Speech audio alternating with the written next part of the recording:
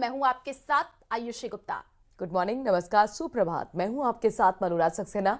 अगले आधे घंटे तमाम वो आपको खबरें दिखाने वाले हैं जो बनेगी आज की सुर्खियां। शुरुआत ब्रेकिंग न्यूज के साथ। मुख्यमंत्री से जुड़ी कार्यक्रमों के बारे में आपको हम बता देते हैं। देखिए, सुबह 10 बजे शहीद स्मारक जाएंगे मुख्यमंत्री। दरअसल यूनिटी मार्च पदयात्रा का कार्यक्रम है और साथ ही इसके बाद यमुना प्रवाह पद यात्रा का भी शुभारंभ करेंगे आज मुख्यमंत्री। 12:30 बजे मुख्यमंत्री निवास पर भरतपुर और उदयपुर संभाग के कार्यकर्ताओं को भी संबोधित करेंगे। तो सिलसिलेवार तरीके से आज दिन भर के कार्यक्रम आपको हम बता रहे हैं कि मुख्यमंत्री के वो कार्यक्रम जिसमें आज मौजूदगी रहने वाली है। तो ये बड़ी खबर आपको बता रहे हैं, बड़ी जानकारी है। आज कई कार्यक्रम जिसमें सीएम शामिल होंगे। 10 बजे का वक्त होगा जब शहीद स्मारक जाएंगे और सरदार यूनिटी मार्च पद यात्रा का कार्यक्रम है। यमुना प्रवाह पर यात्रा का शुभारंभ करेंगे। 12:30 बजे मुख्यमंत्री निवास पर भरतपुर और उदयपुर संभाग के कार्यकर्ताओं को भी संबोधित करेंगे। इस वक्त की ये बड़ी खबर आपको बता रहे हैं जयपुर से। सीएम भजनलाल आज कई ऐसे कार्यक्रम होंगे जिसमें शामिल रहेंगे। सुबह 10 बजे का वक्त होगा, शहीद स्मारक जाएंगे। सरदार यूनिटी मार्च पद यात्रा का कार्यक्रम, यमुना प्रवाह पर यात्रा का शुभारंभ करेंगे। 12:30 बजे मुख्यमंत्री निवास पर भरतपुर और उदयपुर संभाग के कार्यकर्ताओं को संबोधित करेंगे।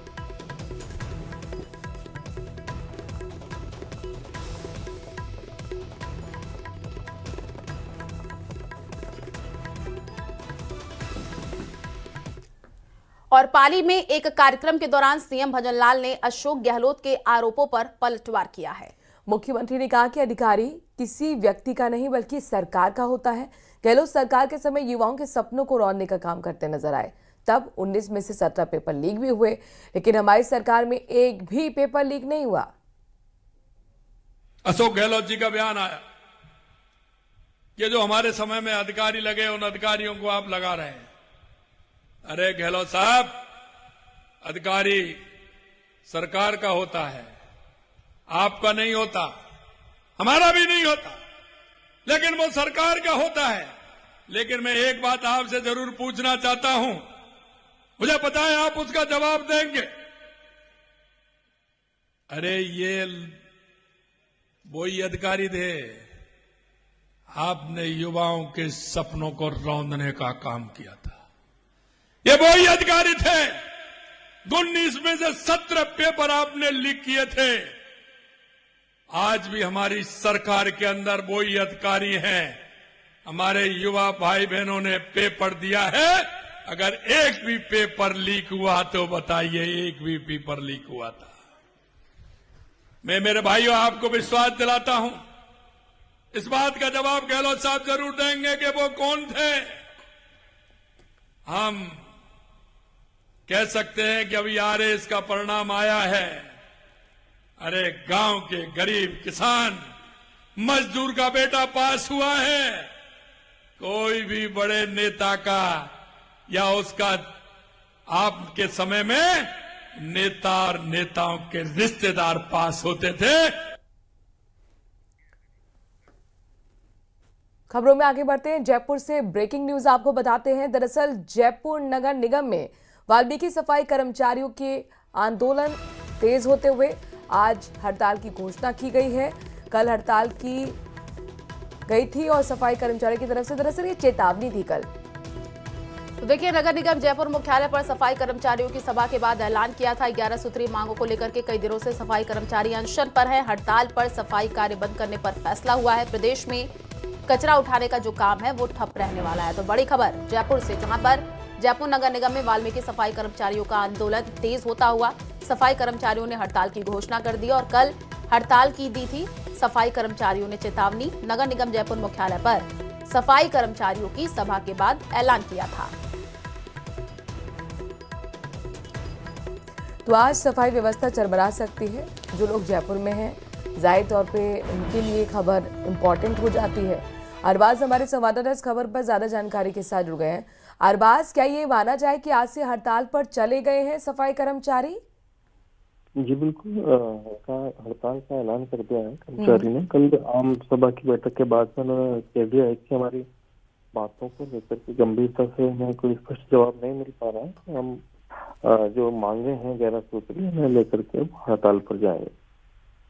जी, अरबाज, क्या मांगे हैं इनकी? और चूंकि पहले भी चेतावनी दी गई थी, बैठक भी हुई थी, अब तक उसमें क्या कुछ निकल कर सामने आया है? देखिए, करीब 3-4 साल से लगातार ये प्रमुख जो बिंदु हैं इसमें जो आश्रित हैं उनकी जो नौकरी है उसका मसला है। और यहाँ पर जो ऑनलाइन इनकी अटेंडेंस लगाने की कवायद शुरू की गई है वो है। और भी कई मसले हैं जिनके अंदर जो कर्मचारी हित की बातें हैं उससे जुड़े हुए मुद्दे हैं। लगातार पहले भी कई बार आंदोलन किए हैं और जो आश्वासन है इन्हें मिले हैं, लेकिन नतीजा अब तक बाहर नहीं आया है। ऐसे में जो सफाई कर्मी हैं वो काफी आक्रोशित हैं और लगातार जो है विरोध उनका चल रहा था। पहले क्रमिक अनशन चला, फिर आमरण अनशन हुआ 20 तारीख से, और 20 तारीख से 25 तक आमरण होने के बाद में 25 को कल इन्होंने जो है हड़ताल की घोषणा कर दी। और कल शाम से ही जो है शहर के इलाकों से कचरा उठाना, झाड़ू लगाना बंद कर दिया है। शुक्रिया अरबाज, तमाम जानकारी हम तक पहुंचाने के लिए। नजर बनाए रखिएगा। जाहिर तौर पर ये थोड़ी चुनौती जरूर आज के दिन होने वाली है प्रशासन के लिए कि किस तरीके से जो कचरा है उसे उठाने की व्यवस्था होगी। बहरहाल खबरों में आगे बढ़ते हैं। जी हाँ, पंचायती राज पुनर्गठन को लेकर के प्रदेश भर से मिली जुली जो प्रतिक्रियाएं हैं वो सामने आ रही है। कहीं खुशी का माहौल है तो कहीं नाराजगी का दौर, और कई जगह तो राजस्थान को पंचायत बनाने का सपना ही अधूरा रह गया है, तो कई जगह पर पहली बार पंचायत समिति बनने पर विकास के द्वार खुले हैं। आपको दिखाते हैं रिपोर्ट।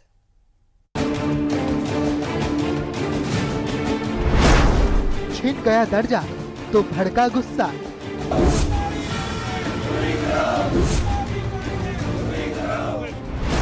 उत्तरडा में दर्द, लाखेरी में जश्न।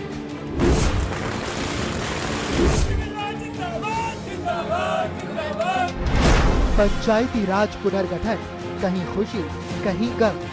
राजस्थान में पंचायती राज पुनर्गठन की घोषणा के बाद से ही प्रदेश भर में दो धड़े बन गए हैं।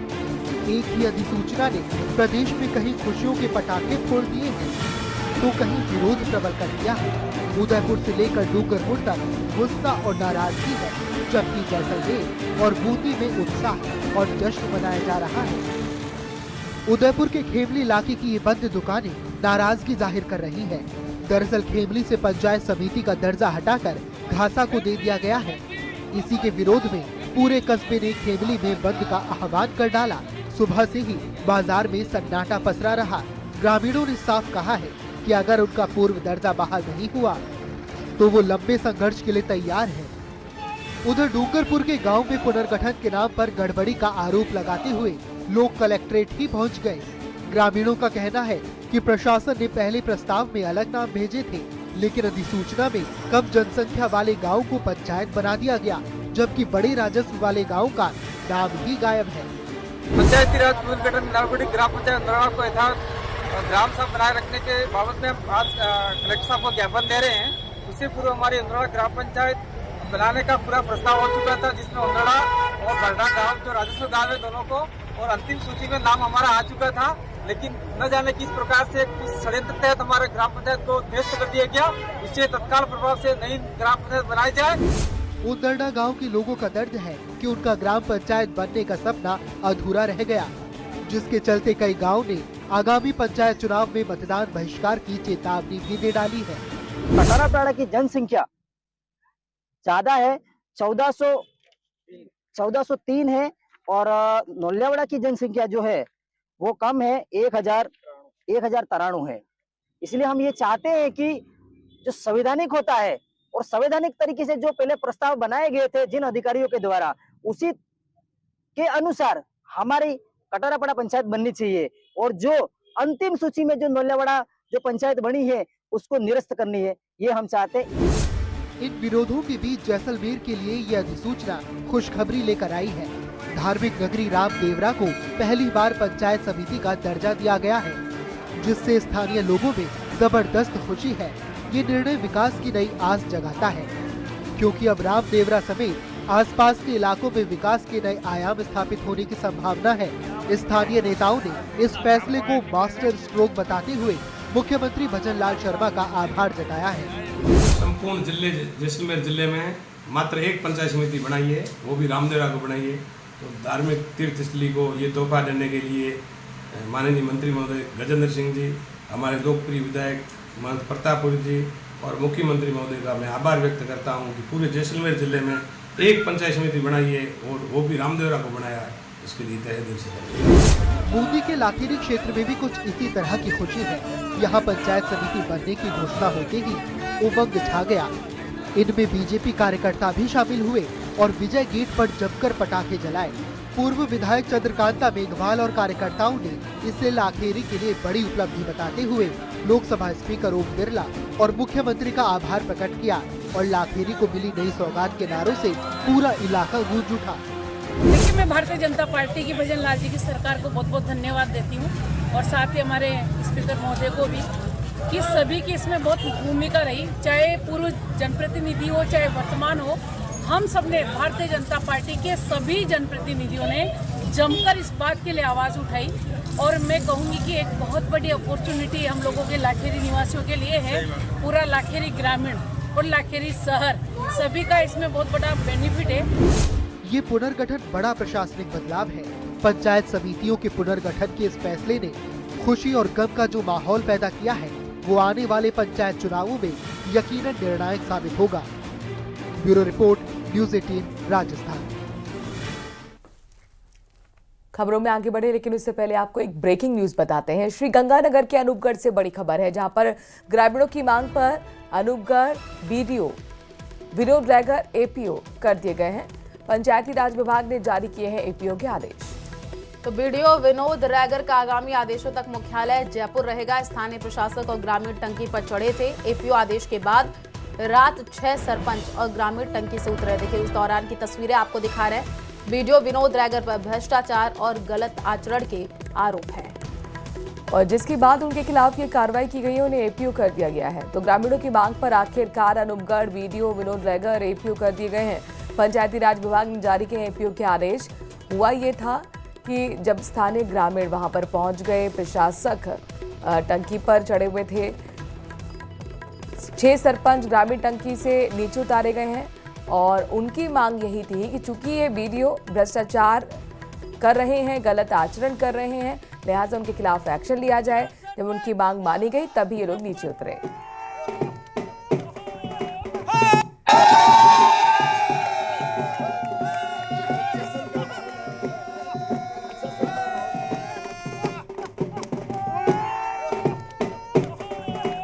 देखिए, हमें ये खुशी का माहौल है। हमारे सरपंच साथियों की मांग थी, जो हमारी सरपंच संघर्ष समिति की जो मांग थी कि वीडियो को एपीओ किया जाए और सरकार ने एपीओ किया है। बहुत बहुत धन्यवाद सरकार का भी, जिन्होंने एपीओ किया है। हमारे जितने भी साथी जिन्होंने हमारे संघर्ष में मदद की है, पत्रकार साथियों का भी बहुत बहुत धन्यवाद और जिन्होंने रिपोर्ट आगे भेजी है उनका भी धन्यवाद। इनकी मांग थी वीडियो को हटाने की। वीडियो के ऊपर कई तरीके के लांछन लगे थे और ये जांच भी हुई थी, मगर स्थानीय और जिला प्रशासन की लापरवाही की वजह से ये लेट हुई है। आज जो घटनाक्रम हुआ है सरकार को अवगत करवाया गया है और सरकार ने प्रमुख रूप से प्रमुख शासन सचिव और माननीय राजेंद्र सिंह राठौड़ जी के प्रयास से ये सारे कार्य आज पूरे हुए हैं। तो धरना समाप्त है अनशन? हाँ बिल्कुल, वीडियो ऐसा करेक्टर इन वीडियो अनूपगढ़ तो क्या अब गंगानगर में नहीं रहने देंगे। जो वीडियो खिलाफ जांच हुई है पहले, वो जांच आनन फानन में और उनके समर्थन में की गई है। बहुत बड़ा इसके अंदर जिला कलेक्टर का रोल है और अब जांच दोबारा भी होगी और वीडियो को आज आपके चैनल के माध्यम से बता रहे हैं कि प्रमुख शासन सचिव और माननीय मंत्री जी की अनुशंसा पे इनको आज यहाँ से निलंबित करके और एपीओ जयपुर कर दिया गया है। संवाददाता अशोक हमारे साथ जुड़ चुके हैं। अशोक, तस्वीरें आई हैं, ढोल बजा करके जश्न मनाया गया है, टंकी से उतर गए ग्रामीण, अपडेट दीजिए। हाँ बिल्कुल, देखिए देर रात तकरीबन 11:30-12 बजे के आसपास सभी सरपंच, तकरीबन 9 से 10 ये संख्या थी जिसमें सरपंच भी और ग्रामीण शामिल हैं, वो नीचे उतरा है सकुशल। और जैसे ही वो नीचे उतरे उसके बाद प्रशासन ने भी राहत की सांस ली। सरपंचों ने भी नीचे उतरने के बाद जमकर नारेबाजी की। उनका कहा कि उनका पिछले काफी दिनों से संघर्ष चल रहा था कि श्री गंगानगर के अनूपगढ़ पंचायत समिति के बीडीओ जो न केवल भ्रष्टाचारी हैं बल्कि उन पर अनैतिक आचरण के भी आरोप लगाए गए थे, उनको यहाँ से एपीओ करने के बाद में स्थानीय सरपंचों ने और ग्रामीणों ने काफी खुशी मनाई है। हालांकि पूरा प्रकरण अब ये भी है कि जिला प्रशासन के द्वारा जो पहले जांच की गई थी उस जांच रिपोर्ट में उन्हें पूरी तरह से भ्रष्टाचार के आरोप और जो अन्य अनैतिक आचरण के आरोप लगे थे उनको एक सिरे से खारिज कर दिया गया था। तो ऐसे में अब सरपंचों ने एक मांग और उठाई है कि इसकी दोबारा से जांच की जाए और जांच करने वालों पर भी कार्रवाई की जाए, ताकि इस तरह के भ्रष्ट कर्मचारी और अनैतिक आचरण करने वाले कर्मचारियों को कड़ा सबक सिखाया जाए। लेकिन फिलहाल जिस तरह से सरपंचों की एक जीत हुई है, किस तरह से एक भ्रष्ट कार्मिक को यहाँ से रवाना किया गया है, उसके बाद में न केवल सरपंच बल्कि ग्रामीण भी काफी खुश है। और आज चूंकि उनका भी धरना चल रहा है तो आज वो आगे की रणनीति भी इस धरना स्थल पर ही तय करेंगे। जी ठीक है, आप नजर बना करके रखिए, आगे आपसे अपडेट लेते रहेंगे। जानकारी देने के लिए बहुत बहुत शुक्रिया।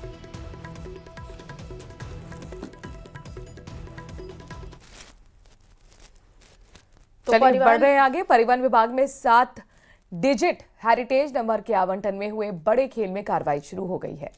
बिल्कुल, डिप्टी सीएम प्रेमचंद बैरवा ने संबंधित आरटीओ को थानों में एफआईआर कराने के आदेश दिए हैं। जांच रिपोर्ट में सरकार को सीधे राजस्व नुकसान नहीं बताया गया है, लेकिन अधिकारी और कर्मचारियों के बीच 500 करोड़ के लेन देन की बात सामने आई है। 13 आरटीओ रीजन में जांच के दौरान 8,500 वाहनों को गलत तरीके से बैकलॉग किया गया है, जिसमें से 2,000 का रिकॉर्ड गायब मिला है। घोटाले में ईडी ने भी 3 बंदों पर रिपोर्ट मांगी है। तो परिवहन मंत्री प्रेमचंद बैरवा ने एफआईआर के निर्देश दिए हैं। जयपुर से ये जानकारी आपको दे रहे हैं। आरटीओ में यूनिक नंबर गेम, 500 करोड़ का स्कैम। रोड में जहाँ भी हमारे ब्लैक स्पॉट्स है उनको सही कराने का काम है। जहाँ भी कोई कट है उन कटों को समाधान कराने के लिए इस तरह के उनसे करवाते हैं। ट्रैफिक पुलिस में जिस तरह से हमने ई रिक्शा को अलग अलग जोनों में यहाँ पे बांट के और एक कमेटी कलेक्टर के अधीन यहाँ बनाई है और वो अब काम भी कर रही है कमेटी। निश्चित रूप से अब इनको अलग अलग जोनों में बांट के और इनको रखा जाएगा ताकि ये सारे एक जगह नहीं होकर वहाँ भीड़ भाड़ नहीं करें। हनुमानगढ़ टाउन के सिकलीगर मोहल्ले में तेज रफ्तार जेसीटीएसएल के बगराना आगार की बसों का संचालन ठप पड़ा हुआ है। तो लापरवाही को लेकर के चालकों का गुस्सा फूटा है। ये रिपोर्ट देखिए।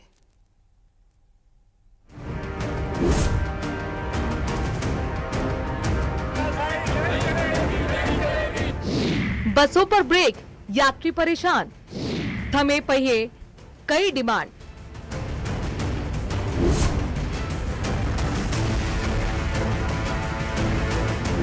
राजधानी जयपुर में सार्वजनिक परिवहन व्यवस्था पूरी तरह से अस्त व्यस्त हो गई।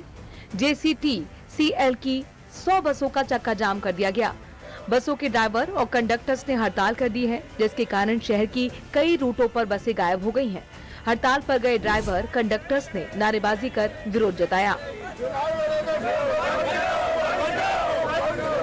यहाँ पे ड्राइवरों की 2 ड्राइवर एक्सपायर हो गए हैं, उनको कोई सहयोग राशि नहीं दी। एक ड्राइवर को ऑन ड्यूटी पे लखवा गया, उसको कोई सहयोग राशि नहीं दी गई और सैलरी टाइम पे नहीं बढ़ाते। सैलरी बढ़ाने के लिए बोलते हैं तो ड्यूटी से हटा देते हैं। इधर हड़ताल के कारण बगराना आगार की करीब 100 बसें डिपो से बाहर नहीं निकली, जिसके कारण शहर में बसों के इंतजार में लोगों को भारी परेशानी का सामना करना पड़ रहा है। यहाँ पर जो लोग हैं आप देख सकते हैं कि इस वक्त में टोंक फाटक जो है वो डिपो के ऊपर यहाँ पर जो है मैं मौजूद हूँ। वहीं आप सबसे पहले मैं दिखाना चाहूंगा कि ये जो लो फ्लोर बस है वो पूरी तरीके से पैसेंजर से जो है वो खचाखच यहाँ पर जो है वो भरी हुई नजर आ रही है। दरअसल विरोध कर रहे ड्राइवर, कंडक्टर आर्थिक सहायता और प्रबंधन पर मनमानी का आरोप लगा रहे हैं। साथ ही चालक वेतन बढ़ाने, ईएसआई, पीएफ और मृत चालक के परिवार को आर्थिक सहायता सहित कई मांग कर रहे हैं। अगर चालकों की प्रमुख मांग की बात करें तो दुर्घटना में मारे गए चालक कुलदीप मीणा के परिवार को 10 लाख की आर्थिक सहायता, ऑन ड्यूटी लकवाग्रस्त चालक रामजीलाल शर्मा के लिए 3 लाख की आर्थिक मदद, दोनों चालकों का बकाया वेतन, over time, PF, ESI, pension भुगतान हो। डिपो प्रबंधन में तत्काल बदलाव, चालकों के प्रति सम्मानजनक व्यवहार, सभी चालकों और तकनीकी कार्मिकों के लिए ग्रुप इंश्योरेंस अनिवार्य की बात कही गई है। चालकों ने साफ कहा है कि जब तक मांगे पूरी नहीं होती बसें संचालन में नहीं लाई जाएंगी। वहीं बसें नहीं चलने से यात्रियों को निजी वाहन और ऑटो का सहारा लेना पड़ा, जिससे किराया भी बढ़ गया है। फिलहाल बसों की हड़ताल से महिलाओं, विद्यार्थियों और नौकर पेशा लोगों को काफी परेशानी हो रही है। कर्मचारी जो हैं आज अपनी विभिन्न मांगों को लेकर, चाहे ईएसआई, पीएफ से जुड़ा हुआ मुद्दा हो या जो मृतक आश्रित है उन्हें मुआवजे की मांग हो, इसको लेकर जो है वो हड़ताल कर रहे हैं, जिसका खामियाजा शहर की जनता को भुगतना पड़ रहा है। न्यूज 18 राजस्थान के लिए सहयोगी मानसिंह के साथ रोशन शर्मा की रिपोर्ट।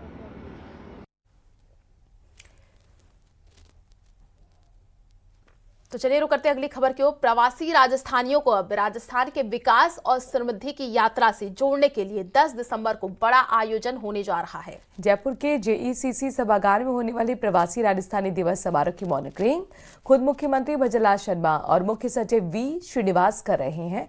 उद्योग विभाग के bureau of investment promotion commissioner Suresh Kumar Ola ने बताया कि समारोह के लिए ऑनलाइन रजिस्ट्रेशन शुरू हो चुके हैं और अलग अलग स्तर से उन्हें आमंत्रित किया जा रहा है।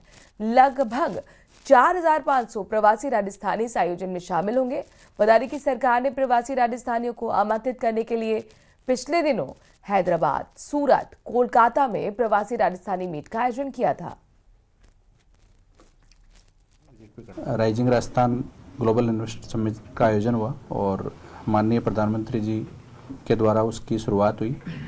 उसी कड़ी में हमारे आदरणीय मुख्यमंत्री भजनलाल जी शर्मा के द्वारा आह्वान हुआ था कि हम हर साल प्रवासी राजस्थानियों को रिकॉग्नाइज करने के लिए प्रवासी राजस्थानी दिवस सेलिब्रेट करेंगे। उसकी निरंतरता में 10 दिसंबर को प्रवासी राजस्थानी दिवस का आयोजन किया जा रहा है और अभी तक हैदराबाद, सूरत, कोलकाता में हमने प्री इवेंट्स किए हैं जिसमें प्रवासी भाइयों से हमें खूब मान मिला, सम्मान मिला और इसके साथ ही सरकार प्रयासरत है जैसे हर जिले में। और मौसम से जुड़ा बड़ा अपडेट आपको देते हैं। प्रदेश में 27-28 नवंबर का नया पश्चिमी विक्षोभ प्रभावी होने की संभावना बताई गई है। जी हां, 27 नवंबर को जोधपुर, उदयपुर और अजमेर संभाग में कुछ हिस्सों में बादल छाने और मेघ गर्जन के साथ हल्की बारिश की संभावना है। 28 नवंबर को अजमेर और जयपुर संभाग आसपास के क्षेत्रों में कहीं-कहीं हल्की बारिश की संभावना जताई जा रही है। मौसम विभाग के मुताबिक अगले दिनों में कुछ क्षेत्रों में या यूं कहें कि ज्यादातर क्षेत्रों में ही मौसम शुष्क रहने का अनुमान है। राजस्थान में फिलहाल व्यापक वर्षा की संभावना बहुत कम है। पश्चिमी विक्षोभ का असर केवल सीमित इलाकों तक दिखाई देने का अनुमान जताया गया है। मौसम विभाग का जो विज्ञान केंद्र है उसने जयपुर ने बताया कि संभावित बदलाव को लेकर एडवाइजरी भी जारी कर दी गई है। तो महत्वपूर्ण यह है कि 27-28 को प्रदेश के अंदर यानी कि जो कमिंग 27-28 नवंबर है, नया पश्चिमी विक्षोभ प्रभावी होने की संभावना है और वो जगह है जोधपुर, उदयपुर, अजमेर संभाग जहां पर हल्की बारिश हो सकती है, बादल छा सकते हैं और अजमेर, जयपुर के आसपास संभाग के जो भी इलाके हैं वहां पर भी कहीं-कहीं हल्की बरसात का संभावना 28 को भी रहेगी।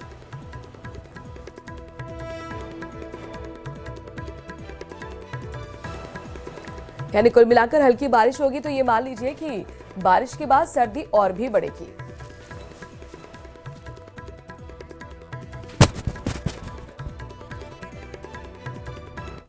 और इसी के साथ एक छोटे से ब्रेक के लिए यहां पर रुक रहे हैं, जल्द लौटेंगे। नमस्कार।